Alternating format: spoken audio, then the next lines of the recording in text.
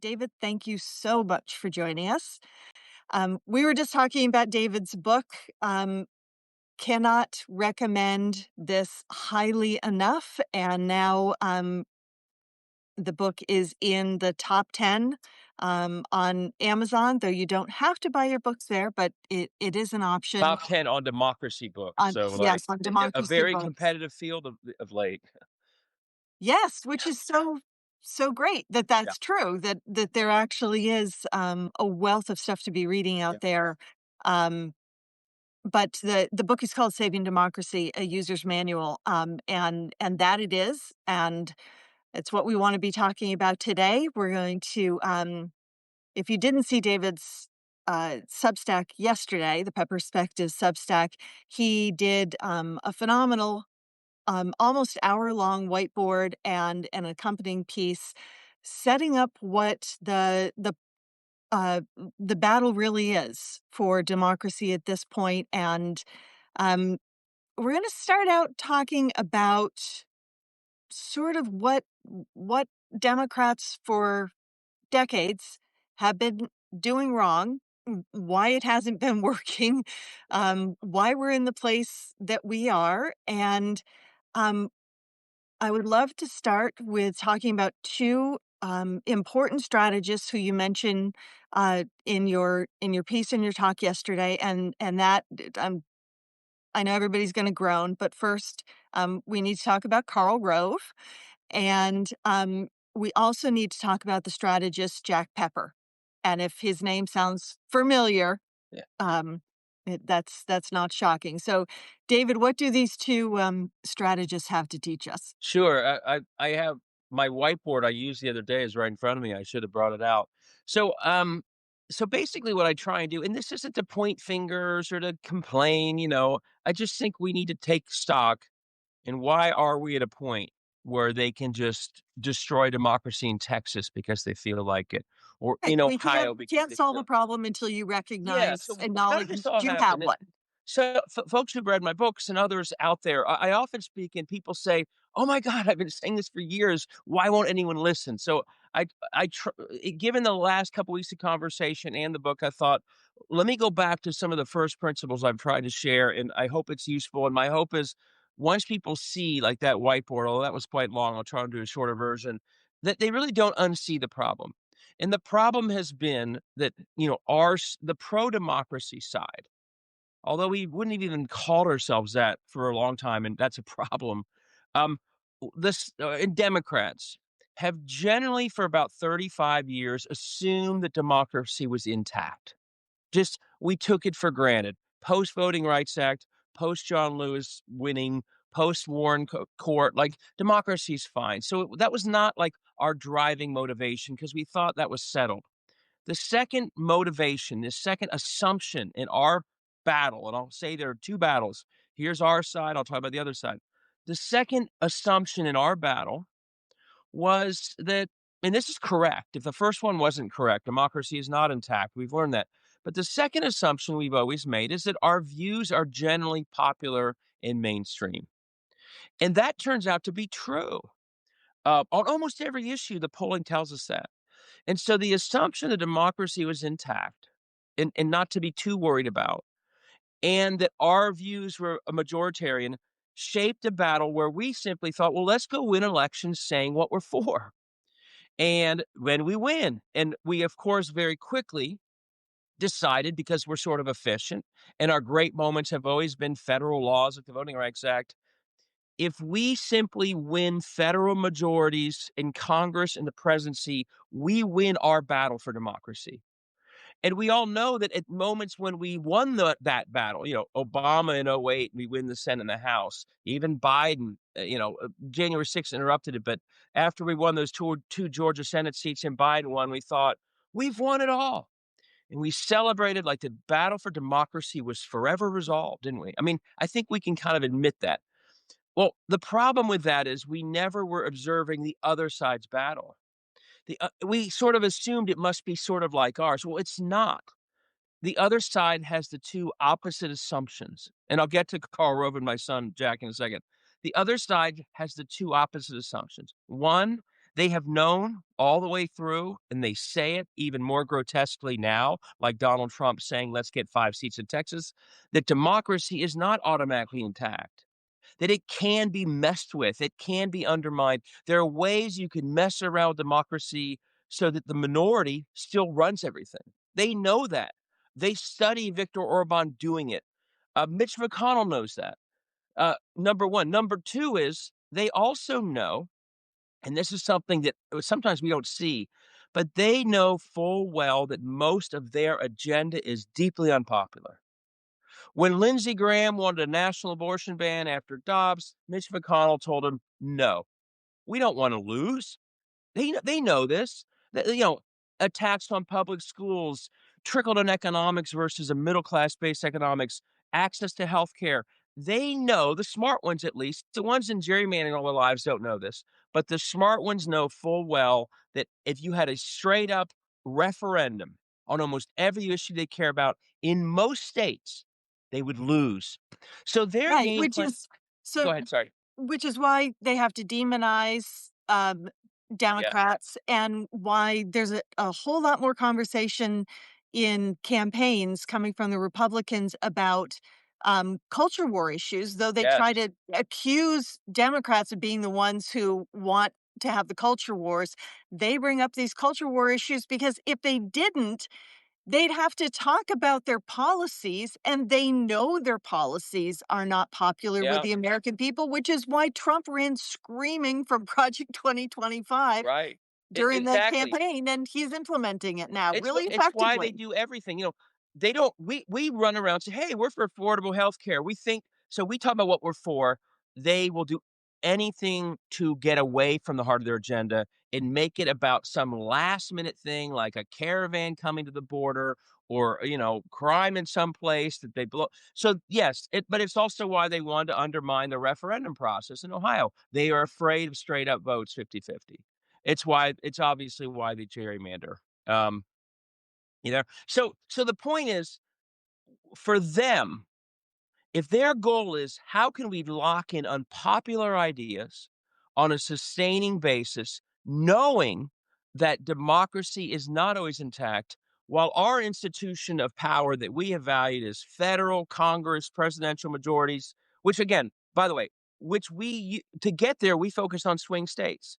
Hey, to get our federal majority, if we win swing states for the Senate, for the Electoral College, and 30 or so swing districts we win, their institution to lock in unpopular views over time is not Congress, it's state houses. And that's the key. That's why my book is called Laboratories of Autocracy. State houses control every single issue in politics and that they care about, except for sort of foreign and military stuff.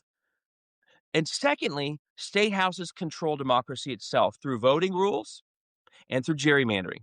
And so for them, the ultimate game plan, and they can do it without even having Congress, is win a state house, gerrymander the hell out of it, suppress the vote of the other side they're afraid of, which they've done in states like Ohio, and then ram through this very unpopular agenda that in a normal democracy would cause them to lose elections. But once they control state houses, they can protect themselves from it. So this is where Jack Pepper comes in.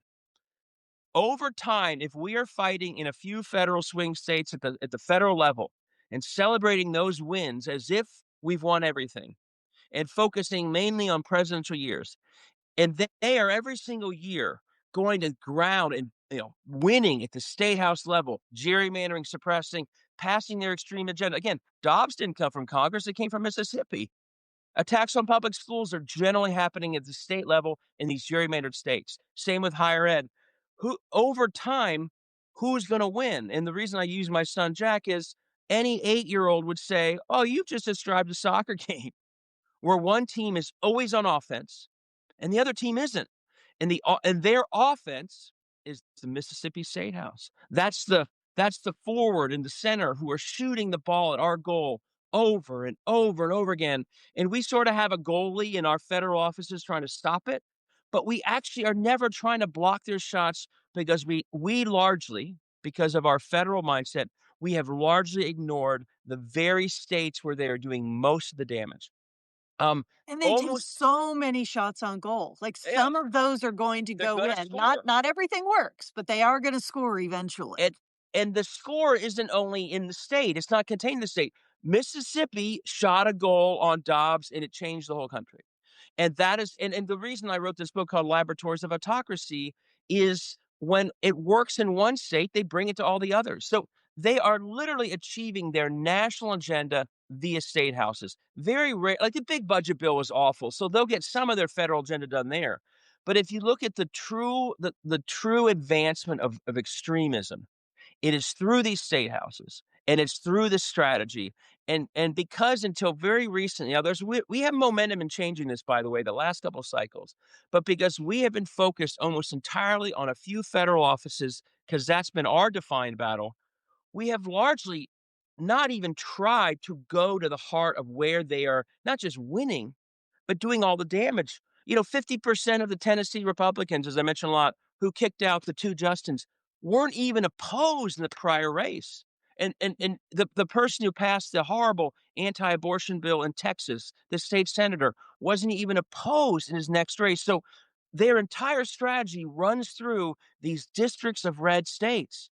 And we literally often don't even put up the slightest bit of interruption or disruption to it.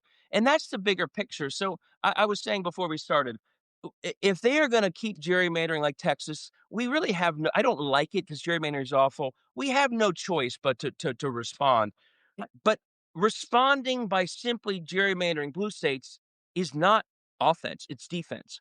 Offense is going to the red states, running in more places, pointing out that they're the ones destroying our rural public schools. They're the ones giving women no options in places like Texas on reproductive freedom, which is unpopular in Texas. It lost a ballot measure in Missouri and Kentucky, for goodness sakes. Until we reframe our bigger picture to go to the places where they are doing the most damage and over time ungerrymander them and hold all these people accountable for extremism that is out of tune with their own states, until we really have an infrastructure doing that, we really aren't going to win this long-term battle. And that's sort of the bigger picture I tried to explain in the whiteboard. And it's sort of the heart of this book that we've been just talking about.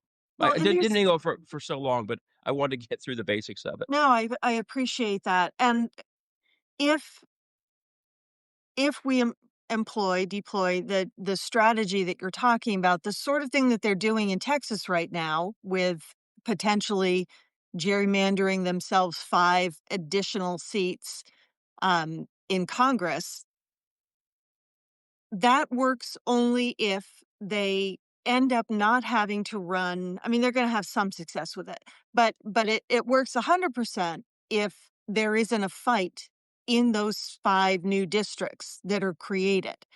And the value of, having policies that are popular with the majority of Americans, is that if you are willing to, be a candidate or put a candidate forward or support a candidate in those districts that they expect are just going to reflexively vote for the Republican running, you have a shot at Yeah.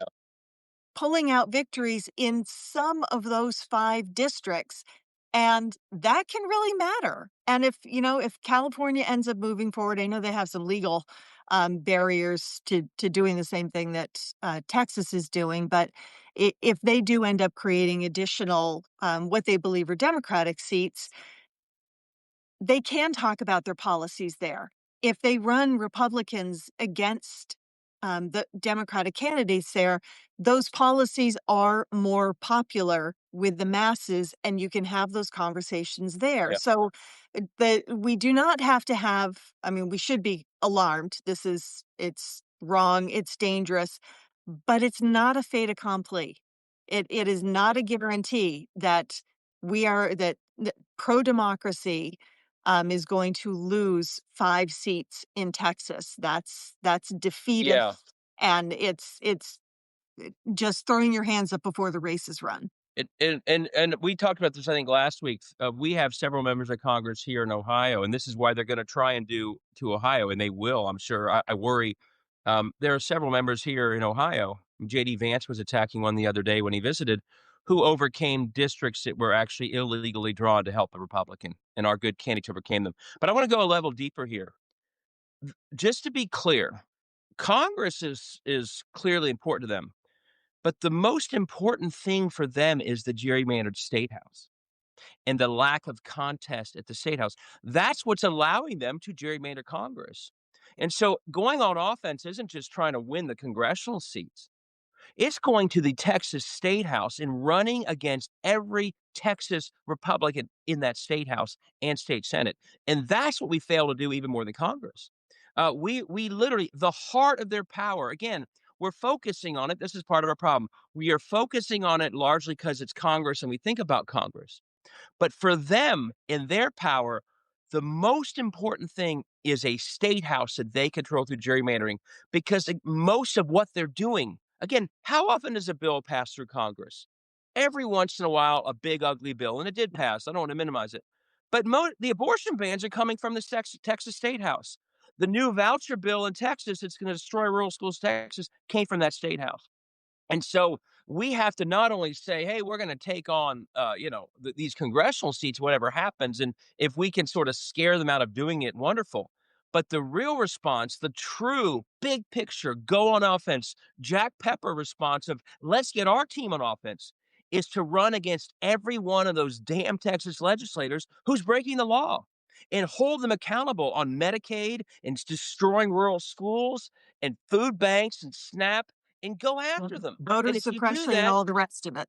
yeah, they're great issues, but when you don't run in these places because you haven't valued them, because you haven't seen the battle the right way, they're skating around in these districts having terrible outcomes.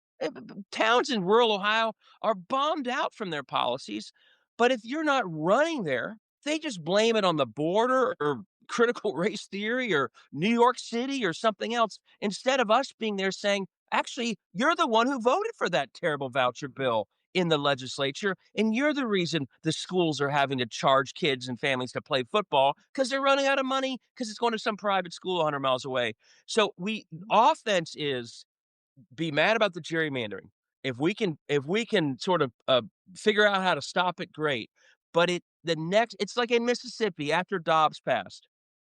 I saw a bunch of U.S. senators run in front of the state Supreme Court of the United States and say, "We need more U.S. senators," and of course we do.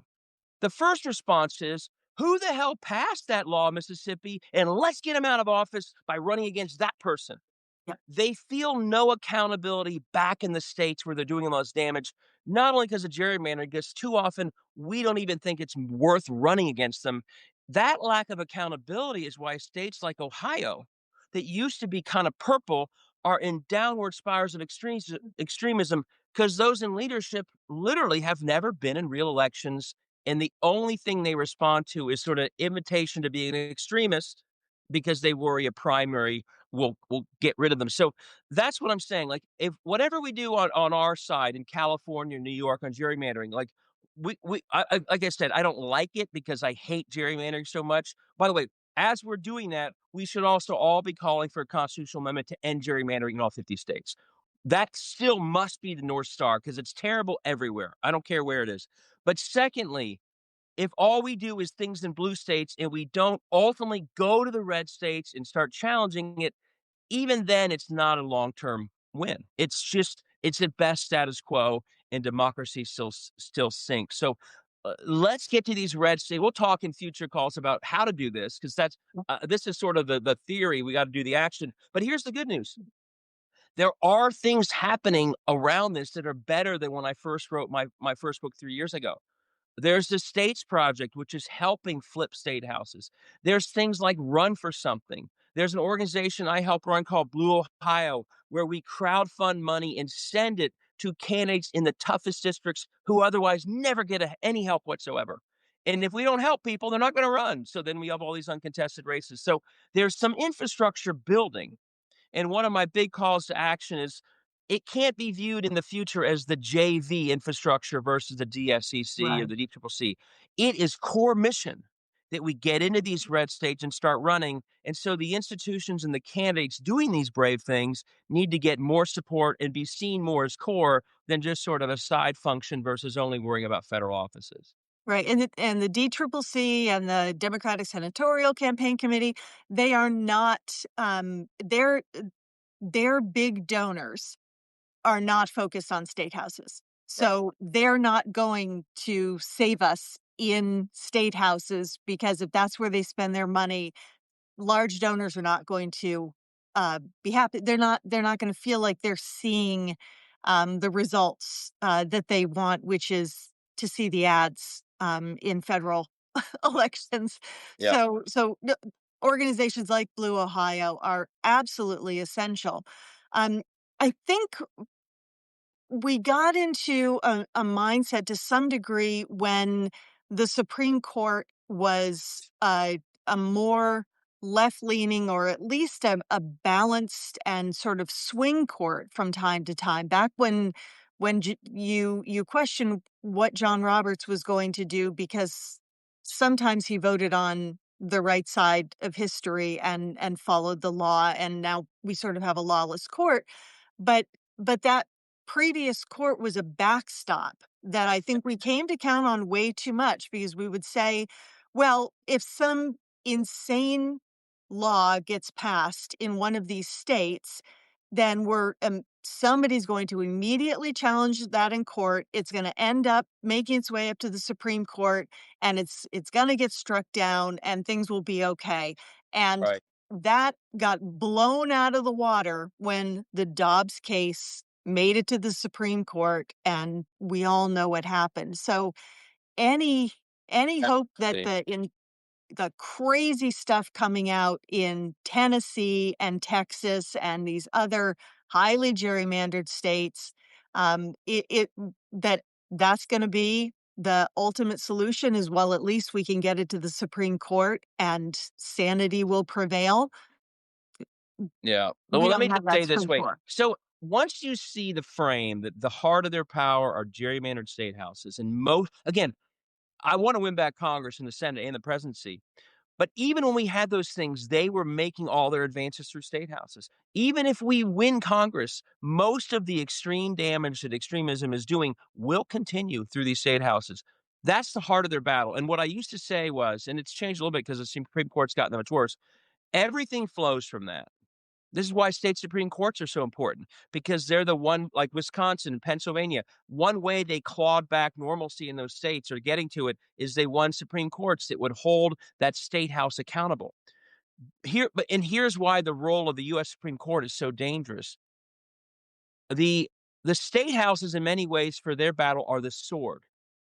That's where they make their offense, and the U.S. Supreme Court has become the shield to them, for them. So like Dobbs 10 years ago, the sword that they used with Dobbs in Mississippi would have been stopped by the US Supreme Court. But now the court they can say, well, we're not pushing forward an abortion ban, obviously, but we will protect that gerrymandered state houses work. That's what happened with the destruction of the Voting Rights Act. Mhm. State houses, again, who pushed it? States. They're the ones who pushed to get rid of the Voting Rights Act, Section 5 and Section 4 being forced. That happened in states through state laws, and the court 20 years ago would have said, you can't do that. Now the court is the shield for that state house driven power. And where was the court most effectively a shield? When they decided a few years ago in a case called Rucho that even admitted partisan gerrymandering, as extreme as Donald Trump saying, give me 5 seats, there was evidence in the record that the North Carolina Republicans had basically, forget all the principles of districting, had assigned a certain number of seats to give to Republicans. There was evidence of it. It was clear they wanted, I don't remember the exact numbers now, but hey, this will be an 11-3 map. No regard for communities. And the Supreme Court said, even with evidence that blatant, that it's pure partisan, you still can do it. It was a 5-4 decision. Again, they were the shield to state houses being the core of the attack. So I hate to say it. I wish I had any hope, but the Supreme Court has played an incredibly supportive, complementary role in the state house based attack we've seen for years. And you and I have talked about this, and I wrote about it. This is why ALEC matters so much.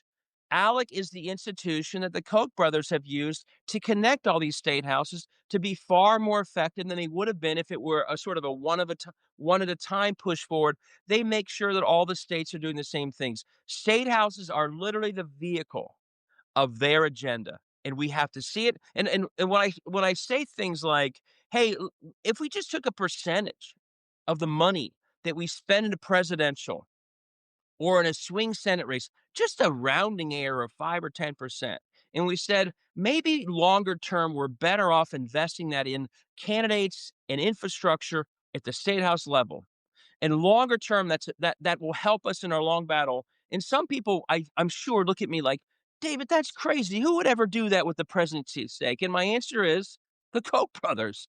That's Right. exactly what they did to create ALEC, which, hey, let's take tens of millions and put it into a long-term infrastructure where states are our front line. We'll still give a lot to the presidency, but we can afford that. And that much smaller investment at the state house level has paid off in all that we're dealing with. And this goes back to Karl Rove. When we won in '08 and everyone thought Republicans were extinct, Karl Rove didn't start putting together a presidential super PAC for Mitt Romney in 2012. He focused on state level power. He won in 2010, and we've been living with it ever since. So, my broader call to action is whatever else we're talking about, we have to get as excited and as smart and as strategic as they've been about states or everything else. There may be some short term wins, there may be some short term damage we avert, but we really aren't getting the heart of why we are the place that we're in, and we won't really solve it long term. Yeah, our power, to hold people accountable, that's in state houses, right? Because it doesn't take that many votes to swing Yeah. a state election. It at times, it's really shocking how few votes people, win by, and if you force people, if something does go to a law gets passed in Tennessee, it ends up at the Supreme Court, the majority of Tennesseans are probably still not in favor of whatever that was. And you can Yeah. hold people on the state level accountable for what people in Tennessee or, at that point across the country are having to live under. But if you aren't running those candidates, if you aren't forcing those conversations, and if we don't put the money behind those people so they have the ability to run real campaigns, then there is no accountability. And when there's no accountability, there's no fear, Yeah. and they need to be fearful of getting voted out of office Yeah, and if there's also no something is message. unpopular. There's no message. It's like if you're not running in half the districts, you literally have no. I mean, we talk about what our ideal message is. We know that the Medicaid cuts are really unpopular, the food pantries in rural parts of this country, but the candidates are gonna mostly be how the message is communicated. And so when you decide, and I've heard this, oh, David, that would be a waste of money to run there. Or you can't win. Well, I'd rather have a candidate knocking on doors every single day for 5 months on message, in a debate, in the newspaper. If they can scrounge together enough money with our help to run digital, I'd rather have them on message in the community through a local face that people know, that, the 30-year retired teacher or something, than nothing. And by the way, the other reason this is so important is, and I give again, there's some of this is happening. I don't want to. We're in a better place than we were 2 years ago. North Carolina, perfect example. Anderson Clayton, when she became chair of the North Is Carolina Democratic Party, amazing. the prior election, and I have it in my book. I don't have it with me right now, but 2022, there were like 30 or 40% of the North Carolina Republicans had no opponent in 22. And when Anderson Clayton got in there, she, like me, and she's from rural North Carolina, so she would especially have seen it, thought, we can't let that happen. That means we have no message in rural North Carolina. It means we have no one knocking on doors. And it means the turnout of Democrats in those districts will be lower. So she recruited a candidate in all but two North Carolina districts, which is amazing. Places that hadn't seen a Democrat in years had one running. And what happened in North Carolina? We saw they not just elected a governor, but let's say he would have won either way because that his opponent was pretty awful. But they won that Supreme Court race by 700 votes. Now, Allison Riggs was a wonderful candidate, so she earned almost all those votes, or maybe all of them. But if it weren't for the turnout in Right. districts that were previously uncontested, dozens of them, my guess is there would have been 700 fewer votes at least for Democrats in that cycle. So Anderson Clay, so it's message and it's turnout and it's organizing in places that we otherwise don't even give people a choice. So there are up, and by the way, this is the same with Chris Mays, the Attorney General of Arizona. She won by 300 votes. There were some people in Arizona. I actually spoke in Yavapai County, Arizona last year, basically because they had run in the most Republican districts going.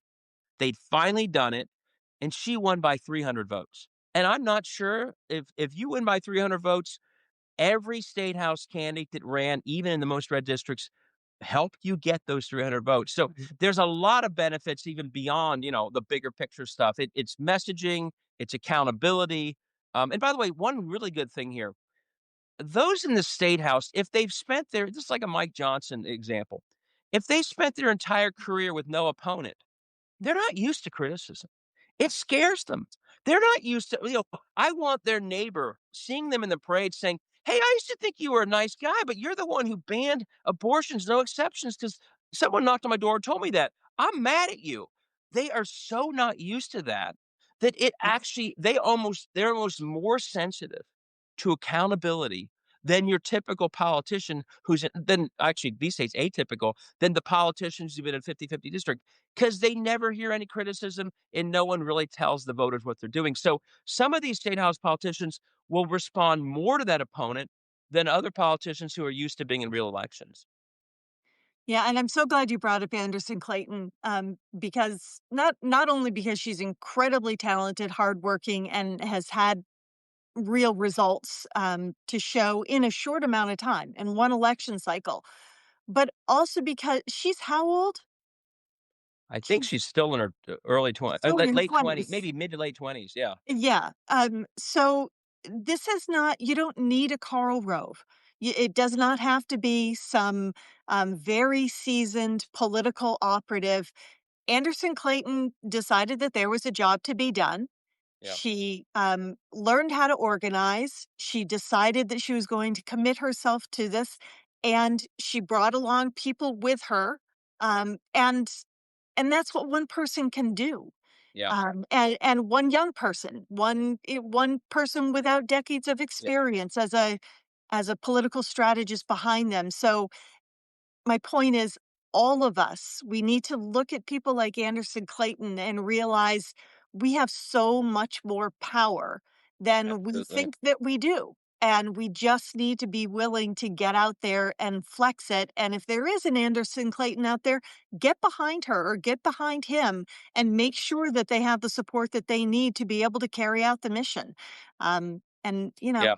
in a single cycle, a state can be in a different place, And and the we old saw that in North conventional Carolina. wisdom, and I think partly because she was new, and by the way, Nikki Fried in Florida, ran a candidate in every district. Now, it's not gonna pay off every year, it just needs to be our mantra. We just wanna run everywhere. That's what we do, that's business as usual. But Anderson Clayton, I think, was new enough, she thought, well, the old conventional wisdom, "Oh, it's not worth running in those 40 districts," or whatever the number was, "That's a waste." She just wouldn't accept it, and that's exactly what we need. And what I like is, like I said, versus when I first started writing this 3 years ago, there is more momentum here. There is the States Project. There is Run for Something. There are new chairs and organizations hustling to get people running more places. And so, to end on a more positive note, this is the 2026 opportunity. We have, I think, some really interesting governor candidates. I think I sent you last night. They are running sort of the rogues gallery for governor. Pete Oh, Hegseth in man. Tennessee, Ramaswamy here, Nancy Mace is off and running in South Carolina. Keep coming, guys. We Yeah, have some please. serious people like we're seeing now in Virginia, in New Jersey, here in Ohio with we talked about Dr. Acton. We have serious public servants coming to the fore in states. We have more people like Anderson Clayton seeing the need to run much more broadly in states. We have a movement building in the people in these protests, just like Karl Rove had that at 9 and 10 with the Tea Party. We have it even bigger here. And if we can apply all that energy to a broader strategy that starts at states and goes up, That's how you start to sort of replicate those times where parties who are out of power sort of charge back in. That's the opportunity of 26. And I Well, love the I'm fact that we have these, the sort of rogues gallery of MAGA. Apparently, they all want to be governor now. Okay, let's go. Let's go beat them all. Yeah, and they've, I think, been lulled into this false sense of security that really extreme candidates can win, Yes. and, um, general elections on the state level, uh, yeah, those are the candidates I if I were a Democrat, I'd wanna be running by against the wackadoodles of the Republican Party, Yeah. because when you force them to open their mouths, weird weird shit comes out, Yeah. and it's It's not sort of popular. Team Mehmet Oz and, Herschel Walker is, like, growing, and Yeah.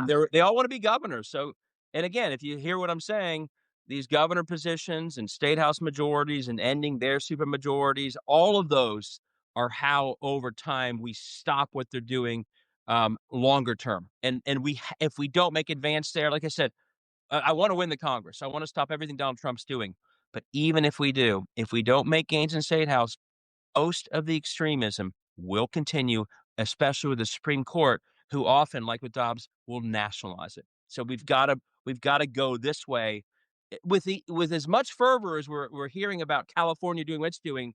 We need to be equally energized, saying, "Okay, let's all recruit and support candidates running against the Texas representatives, the state ones, who are trying to get away with these maps."